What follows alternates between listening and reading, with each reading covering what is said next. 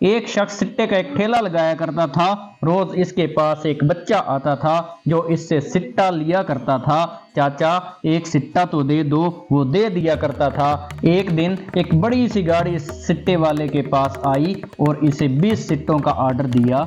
सिट्टों वाला बहुत खुश हुआ, उसने उसे अच्छा सा सिट्टा बना कर दिया।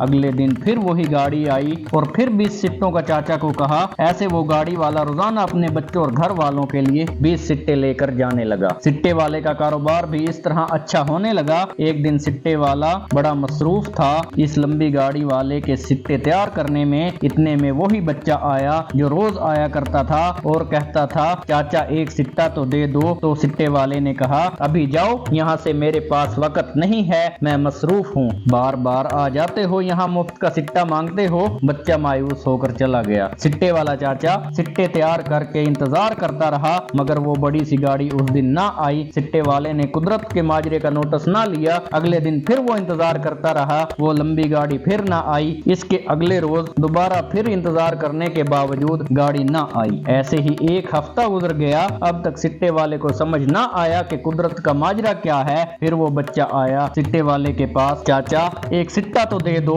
सिट्टे वाले ने बच्चे की तरफ देखा और फिर भी ना समझा कि कुदरत का क्या माजरा है। बहरहाल उसको एक सिट्टा दे दिया। यहाँ उसने सिट्टा दिया। घंटे 2 घंटे बाद वो बड़ी सी गाड़ी आ गई कि भाई 20 सिट्टे दे दो। इसने जल्दी जल्दी सिट्टे बनाए और गाड़ी वाले को दे दिए। गाड़ी के मालिक से पूछा, सरकार आप एक हफ्ते भर से कहाँ थे? तो मालिक ने कहा, ये मेरे दफ्तर से घर जाने का रास्ता है। यहाँ रास्ते में एक पेट्रोल पंप है, इस पंप से मैं गाड़ी में तेल डलवाता हूँ। एक बार इसके पेट्रोल में कचरा आ गया तो मैंने यहाँ से अपना रास्ता बदल लिया। अब मैं दूसरे रास्ते से अपने घर जाता हूँ और दूसरे पंप से तेल डलवाता हूँ। लेकिन इस पंप के मालिक ने मुझसे राब्ता किया और कहा, मेरे मुलाजमीन की गलती है, अगली बार ऐसा नहीं होगा। तो मैंने उसे मुआफ कर दिया और अपना ये रास्ता वापस अपना लिया। सिट्टे वाला घर गया और रात भर सोचता रहा। फिर उसे समझ आया कि जब इसने उस बच्चे को सिट्टा देना बंद किया तो अल्लाह ताला ने इस बड़ी गाड़ी वाले के पेट्रोल में भी कचरा डाल दिया और इसी वजह से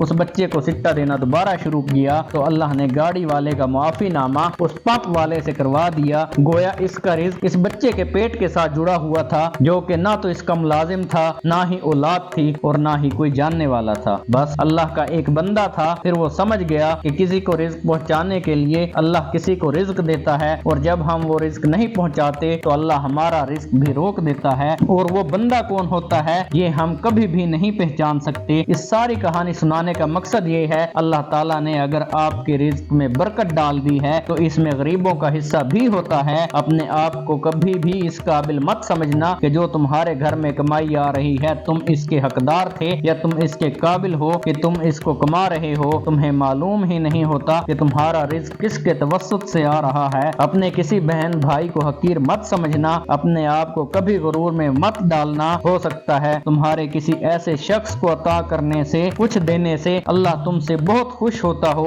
और वो रिज़्क की फरवानी इसी वजह से तुम्हारे लिए कर देता है। तो हमेशा याद रखना। और मेरे ये तमाम दोस्त और जो ये वीडियो देख रहे हैं तमाम लोग ये याद रखना कि अल्लाह के दिए हुए रिज़्क में हमेशा दूसरों का हिस्सा मौजूद होता है और जो शख्स दूसरों का हिस्सा पहुंचाता रहता है वो कभी भी गरीब नहीं होता।